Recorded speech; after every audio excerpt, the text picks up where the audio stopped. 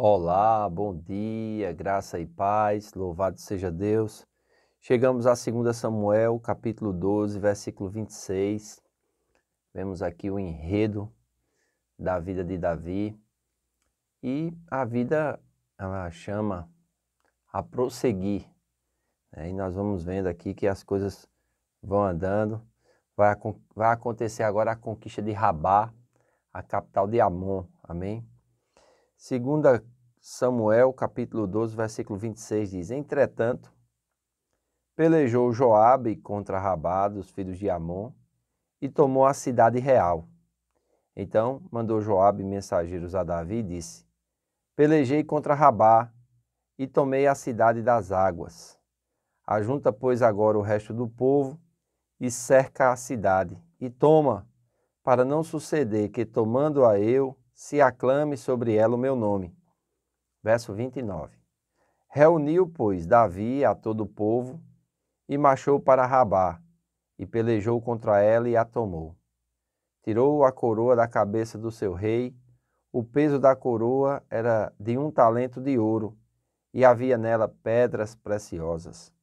E foi posta na cabeça de Davi, e da cidade levou muito grande despojo, trazendo o povo que havia nela, fez-os passar a serras e a picaretas, e a machados de ferro, e em fornos de tijolos, e assim fez a todas as cidades dos filhos de Amon. Voltou Davi com todo o povo para Jerusalém. Então nós vemos aqui que essa questão dos reis serem aclamados pelo povo dependia muito das suas vitórias, né, nas batalhas. E nós vamos ver aqui uma grande conquista. Os amonitas eram os inimigos, Rabá era uma cidade muito importante, era a capital de Amon, que fica perto de Amã, capital da moderna Jordânia. Davi agora vai para a guerra e, se tivesse ido antes, o terrível pecado e suas consequências poderiam ter sido evitadas. Então, a vida ela é como ela é. Davi não foi no devido tempo, quando deveria estar na guerra, né? E porque não foi, aconteceu o que fez. É muito importante nós sabermos estar no lugar certo, no tempo certo, fazendo a coisa certa. Amém? Quando nós não combinamos essas coisas, nós ficamos vulneráveis, né? Ou a cobiça que há dentro de nós, ou os ataques e tentações do diabo. Então, nessa época que os reis iam à guerra, que iam pelejar, era para Davi estar com o exército e não ficar no palácio. Mas a vida é como ela é, como eu já disse aqui, e não como a gente gostaria que fosse. Mas a deslealdade e o desejo ardente com os quais o coração de Davi teve que tratar foram sanados. E a sua oração do Salmo 51, 10, cria em mim, ó Deus, um coração puro e renova dentro de mim um espírito inabalável, foi atendido. Então Davi aqui ele está prosseguindo, porque a vida ela nos chama para prosseguir, né? A vida ela é cíclica e nós precisamos entender os ciclos da vida e superar cada ciclo. Como um livro, né? Que em branco nós vamos escrevendo, mas também dividido em capítulos. Precisamos encerrar um capítulo para iniciar outro capítulo. Tem gente que infelizmente não consegue fechar o ciclo na sua vida e abre um novo ciclo sem ter fechado o ciclo anterior. Isso também traz problemas para a sua vida. É importante que você deixe as coisas que ficam para trás, como o apóstolo Paulo diz, né? Esquecendo-me das coisas que para trás ficam, eu avanço para aquelas que estão adiante de mim. Não alcancei a perfeição, não sou perfeito, mas uma coisa eu faço. Então, Davi aqui ele está fazendo essa coisa, né? Prosseguindo, avançando. Então, aqui nós vemos uma coisa interessante também, porque Joabe é quem vai sitiar a cidade. Joabe é quem vai tomar a cidade. Mas ele envia mensageiros a Davi para que Davi esteja com ele no momento, vamos dizer assim, do encontro com o rei e na hora da troca da coroa. Para quê? Para que o nome de Joabe não venha a ser engrandecido. Então, era um servo fiel de Davi, amém? E uma outra coisa diz aqui no versículo 30, né? O 29 vai dizer, reuniu, pois, Davi a todo o povo e marchou para Rabá, pelejou contra ela e a tomou. Tirou a coroa da cabeça do seu rei, o peso da coroa era de 1 talento de ouro, e havia nelas pedras preciosas. Olha, 1 talento de ouro, aproximadamente 35 quilos, aquela coroa realmente doía na cabeça do rei. Mas era para mostrar sua grandeza, seu poder, tinha pedras preciosas.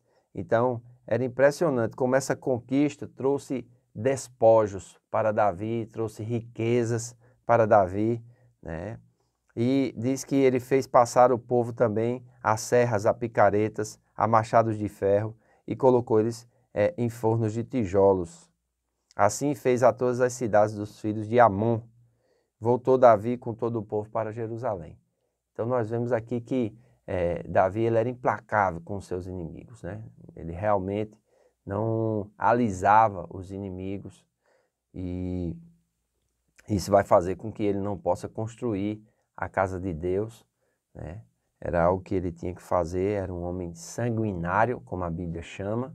A gente não vê Davi assim, geralmente a gente vê Davi como pastor, vê Davi como jovenzinho que venceu Golias, mas às vezes nós temos dificuldade de ver Davi nos seus, vamos dizer assim, conflitos, nos seus pecados e também na sua vida como um todo. Às vezes nós olhamos para a nossa vida mesmo e queremos somente exaltar, vamos dizer assim, alguns pontos da nossa vida e tentar esconder outros pontos da nossa vida. A Bíblia não, ela mostra os seus personagens como eles eram, com os seus acertos, com os seus erros, com as suas vitórias, mas também com as suas derrotas.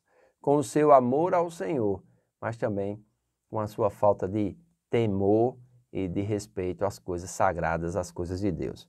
Então, nós vemos aqui algo muito interessante, né? Que Davi ele vai ter uma grande conquista, vai conquistar um grande despojo e vai ter que voltar para Jerusalém e continuar a reinar, continuar a governar. Mas por causa daquele pecado e por causa da sentença e das consequências do pecado, na casa de Davi vão ter muitos problemas. E na leitura que nós vamos continuar amanhã, nós vamos começar a observar esses problemas na casa de Davi, junto aos seus filhos, que vão começar agora a se desorganizar, amém? Enquanto família. Ao invés de terem amor, ao invés de serem unidos, ao invés de serem, vamos dizer assim, eles se protegerem mutuamente, não. Vai acontecer uma tragédia no seio da família de Davi, e Davi vai se mostrar assim um pai um pouco omisso. Não vai ser aquele pai que confronta, não vai ser aquele pai que impõe limites nos filhos, não vai ser aquele pai que disciplina. Infelizmente, sua casa vai ficar um pouco bagunçada. Mas graças a Deus também pela promessa de Deus sobre a vida de Davi. Deus é o pastor de Davi, Deus é o Senhor de Davi e Deus vai, no fim, colocar em ordem todas essas coisas. Amém? Que Deus seja o meu pastor, que Deus seja o teu pastor, que o Senhor venha colocar em ordem a nossa vida. Porque se o Senhor não edificar a casa, em vão trabalham os que a edificam. Então, que nós possamos, não somente no que diz respeito a construir a casa, mas no governo do lar, considerarmos o Senhor, e considerar o Senhor é considerar a sua palavra. Amém? Que nós possamos ter temor a Deus, que nós possamos ter conhecimento para sermos livres e para ordenar a nossa casa conforme a palavra do Senhor prescreve. Que Deus te abençoe, faço votos por tua prosperidade e saúde, assim como tua alma prospera. Amém?